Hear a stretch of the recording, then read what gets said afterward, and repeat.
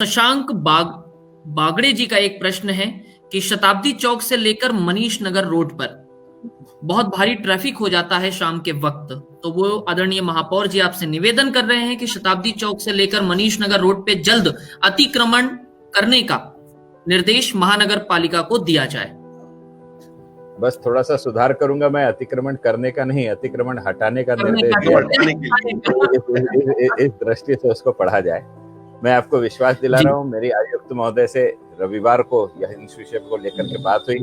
महानगर पालिका ने कल सोमवार के दिन भी इस विषय को लेकर के एक बड़ी कार्रवाई की, आने वाले आज भी कार्रवाई की। लगातार सतत नागपुर महानगर पालिका अतिक्रमण को साफ करने के लिए कार्रवाई कर रही है। आपने सूचना की, उस मार्ग पर भी वह एक मुख्य मार्ग है, इसलिए जल्द से जल्द कार्रवाई हो, इस दृष्टि से मैं माननीय आयुक्त महोदय को सूचित करके तुरंत कार्रवाई कराने का विश्वास दिलाता हूँ। बहुत शुक्रिया। और यह जो नए नए अतिक्रमणकारी बढ़ते चले जा रहे हैं, इस पर अंकुश लगाने के लिए महानगर पालिका उपाय योजना कर रही है। हमारी सिविल लाइंस बहुत सुंदर है, लेकिन जब सिविल लाइंस के बाहर निकलते हैं तो जहां देखो वहां पर झोपड़ियां झुग्गियां दिखाई देती है और बड़ी बड़ी स्लम एरिया दिखाई देती है। तो नागपुर को हम एक सुंदर शहर बनाने जा रहे हैं, एक स्मार्ट सिटी बनाने जा रहे हैं, और उसमें महानगर पालिका की बहुत बड़ी भूमिका रहने वाली है। तो आप इस समस्या को कैसे देखते हैं? आदरणीय हमारे प्राध्यापक जोशी जी ने, मैं विशेष रूप से कहना चाहूंगा कि नागपुर महानगर पालिका के अंतर्गत झोपड़पट्टी के विकास के दृष्टि से अनेक योजनाएं कार्यान्वित है। झोपड़पट्टियों के विकास न होने का मूल कारण यह है कि उन झोपड़पट्टी वासियों को मालकी हक के पट्टे न मिलने के कारण उस स्थान पर किसी प्रकार की लोन फैसिलिटी नहीं मिलती, जिसके कारण वो पक्के मकान का बांधकाम कर सके। पिछली सरकार में माननीय देवेंद्र जी फडणवीस ने जो जटिलताएं थी, जिन जटिलताओं के कारण झोपड़पट्टी वासी अपने को मालकी हक के पट्टे प्राप्त नहीं कर पाता था, इन सारी जटिलताओं को समाप्त करके एक सरल और सुगम मार्ग स्थापित किया, जिससे झोपड़पट्टी में रहने वाले व्यक्ति अपने मालकी हक के पट्टे प्राप्त कर सके। नागपुर शहर की बहुतांश झोपड़पट्टियों के सर्वे हो गए हैं और कुछ झोपड़पट्टियों में तो पट्टे वाटप का काम भी प्रारंभ हो गया है। और केवल झोपड़पट्टी वासियों को पट्टे नहीं, उनकी रजिस्ट्री उनके नाम करके आखिर पत्रिका में यानी प्रॉपर्टी कार्ड के ऊपर में उनका नाम चढ़ाने का कार्य भी नागपुर महानगर पालिका के प्रारंभ हो गया है।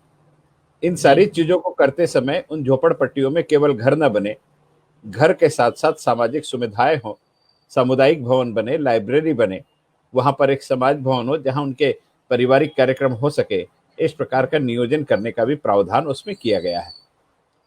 अभी 2 वर्षों से ये क्रम धीरे धीरे शुरू हुआ है। जिन झोपड़पट्टियों में मालकी हक के पट्टे मिल गए हैं, उन्होंने कुल मिलाकर के उस दृष्टि से विकास कार्य को अपने क्षेत्र में प्रारंभ भी कर दिया है, नए इमारतों का बनना प्रारंभ हो गया।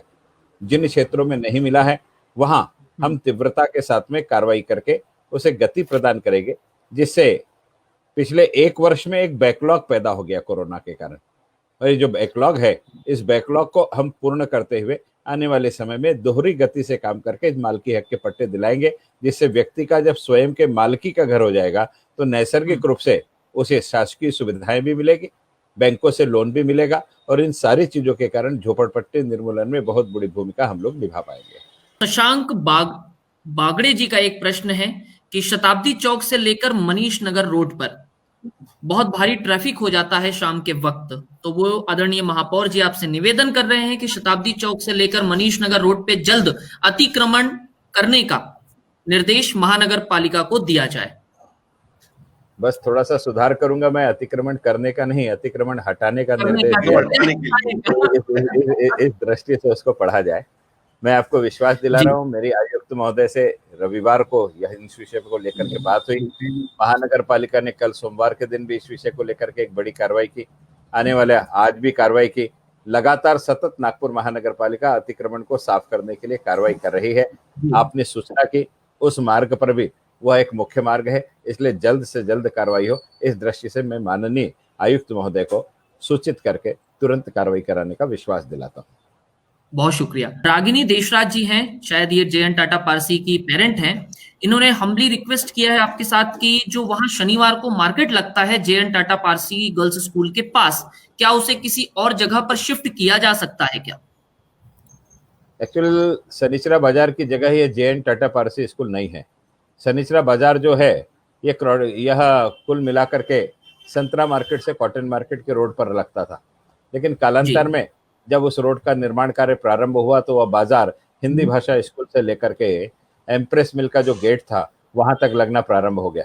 लेकिन वर्तमान में यह बाजार इतनी तीव्रता के साथ बढ़ता गया कि यह बाजार बढ़ते बढ़ते नातिक चौक तक आ गया, जिसके कारण टाटा पारसी के सामने बहुत ज्यादा ट्रैफिक कंजेक्शन होता है और विद्यालय शुरू से रहते समय वहां की हमारी बेटियों को बहुत ज्यादा तकलीफ होती है, निवासियों को तकलीफ होती है।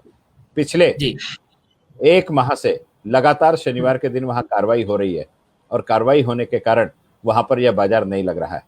लेकिन महानगर पालिका की टीम सुबह 8 बजे से अगर 2 बजे तक कार्रवाई कर रही है तो 3 बजे के बाद फिर दुकानें लग जाती है। महानगर पालिका की टीम अगर 3 बजे तक कार्रवाई कर रही है तो 4 बजे दुकानें लग जाती है। अभी तो पिछले हफ्ते मुझे ऐसा फोन आया कि अंदर गंजीपेट में जो गणेश चौक है, यहाँ के दुकानदारों ने अपना सामान उठा करके गांधी पुतले में जाकर के दुकान लगा ली है, गांधी जी के चारों तरफ। तो यह अतिक्रमण सामूहिक प्रयास से ही हटेगा। महानगर पालिका अगर इस प्रकार की गतिविधियों को नियमित चलाती है तो नियमित चलाने के साथ साथ नागरिकों को भी आकर के इस बारे में बाहर आना पड़ेगा और लोगों को कहना पड़ेगा कि भाई जहां आपका बाजार है वहीं दुकान लगाओ। मैं उनसे भी सहयोग की अपेक्षा करता हूं।